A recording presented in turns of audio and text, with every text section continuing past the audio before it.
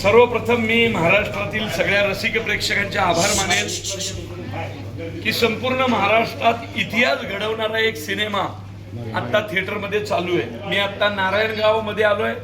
नारायणगावच्या थिएटर्सला भेटीगाठी देतोय. लक्ष्मी सिनेप्लेक्सला मी आलोय. मी सर्वप्रथम नारायणगावकरांचा आभार मानतो की 12 दिवस सगळे शो तुम्ही हाऊसफुल केले.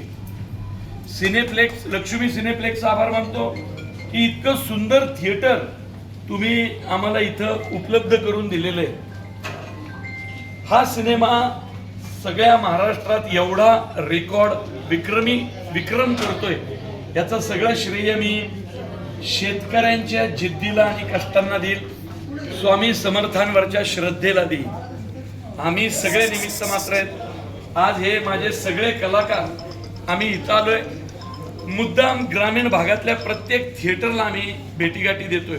बहुतांश वेळेला काय होतं, कलाकार पुणे मुंबईत फिरतात, काही जण तर त्याचे तेवढेही जात नाहीत आणि ग्रामीण भागातला माणूस उपेक्षित राहतो. आपण एकतर सगळ्याच बाजूंनी उपेक्षित आहोत आणि तसं असताना सिनेमाच्या मी स्वतः ग्रामीण भागातला असल्यानं लहानपणी वाट बघायचो, अरे कुणीतरी कलाकार आपल्या तालुक्याच्या गावाला येईल, आपल्याला भेटेल, पण असं कधी झालं नाही आणि ते मनात कुठंतरी होतं. म्हणून माझा सिनेमा मुळशी पॅटर्न काय, हा काय, हंबीरराव काय, धर्मवीर काय, स्वतः हा ग्रामीण भागात मी फिरतो. कारण ग्रामीण भागातल्या माणसाच्या चेहऱ्यावर जो आनंद दिसतोय तो खूप काहीतरी बोलून जातो, आनंद देऊन जातो.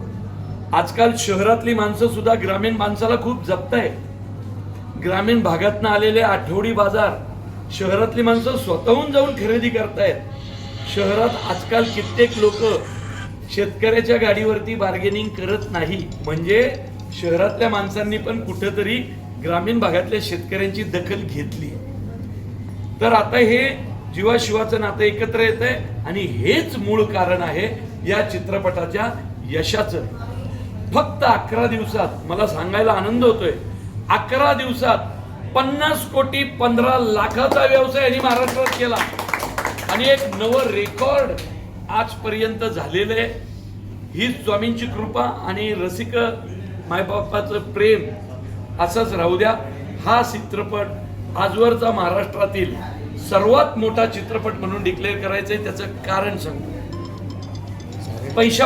पैशा पाण्याच्या पलीकडे हा सिनेमा.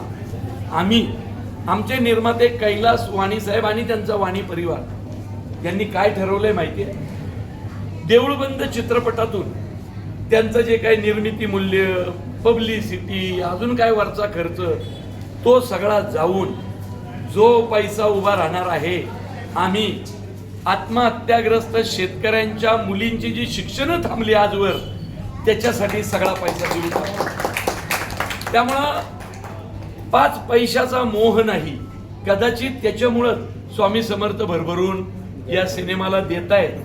त्यामुळं ग्रामीण भागातला माणूस इथं येऊन जे तिकीट काढतोय त्याच्यातनं जो निर्मात्याचा नफा असणार आहे, तो नफा म्हणजे शेतकऱ्याचेच पैसे, प्रेक्षकांचेच पैसे एका चांगल्या कामासाठी जाणार आहेत. सरकार काहीतरी करतंय, प्रशासन काहीतरी करतंय, त्याच्यातच आमच्यासारख्या एका कलाकारांचा छोटासा हातभार कैलासवाणी लावतायत, याचा आनंद होतोय.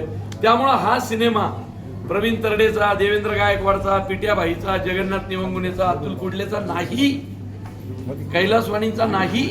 हा सिनेमा तुमचा समजून पब्लिसिटी करा. कारण इथं कुणी पैशा पाण्याच्या मोहानी करत नाहीये.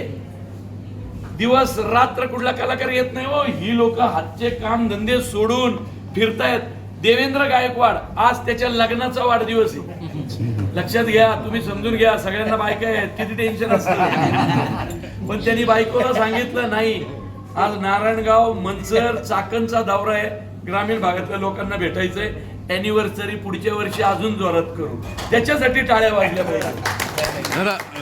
दादा एंटरटेनमेंट 3 शेतकरी आत्महत्या करतात अशी परिस्थिती महाराष्ट्रात असताना यापुढे तुम्ही त्यांना काय मार्गदर्शन करू शकाल? मी काय मार्गदर्शन करायचंय, जे करायचंय माझ्या सिनेमाने केलं की.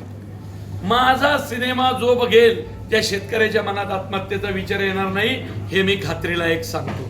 त्यामुळे माझ्याकडनं एवढंच शक्य ना. आता मी एक कलाकार माणूस, मी काय करू शकतो? दादा एंटरटेनमेंट आणि श्रद्धा नेमका गाभा काय पिक्चरचं काय सांगाल थोडं? श्रद्धा निव्वळ मनोरंजनासाठी मी सिनेमे करत नाही. मुळशी पॅटर्न नुसतं मनोरंजनाचा सिनेमा आहे. इथं किती शेतकरी आहेत तुम्हाला वाटतं? बरोबर की नाही? शेती इकायची नसते, शेती राखायची असते. मनोरंजनासाठी सिनेमे बनवणारे खूप आहेत. प्रवीण तरडे त्याच्या अटी नाही. चित्रपटाच्या सिनेमा यशानंतर समाज प्रबोधन, मनोरंजन हातात हात घालून गेलो. चित्रपटाच्या यशानंतर दिंडोरी किंवा अक्कलकोटला तुम्ही गेलात का? त्यानंतर काय मागणी केली? अरे सिनेमाचं टीजर लॉन्च, अरे पहिल्यांदा असं झालं मराठी सिनेमाच्या इतिहासात. टीजर लॉन्च कुठे झाला? अक्कलकोटच्या मंदिरात वटवृक्षाखाली. त्यामुळं आता प्रत्येक ठिकाणी दिंडोरीला जाणार, गुरुमाऊलींच्या चरणी माथा ठेवणार, अक्कलकोटला जाणार, पिठापूर, कुरवपूर, गाणगापूर सगळीकडे जाणार. जिथं जिथं स्वामी भक्त आहे तिथं जाणार. भाऊ, आज तुम्ही त्यांची पत्नी सिनेमात दिसली, मुलगा पण सिनेमात पाहायला मिळाला. बायकोचं कौतुक नवऱ्यानं करणं चांगलं नाही. ज्यांनी सिनेमा पाहून येतील ना त्या प्रेक्षकाला विचारा स्नेहल तरडेचं काम कसं वाटलं, ते 100% सांगतील.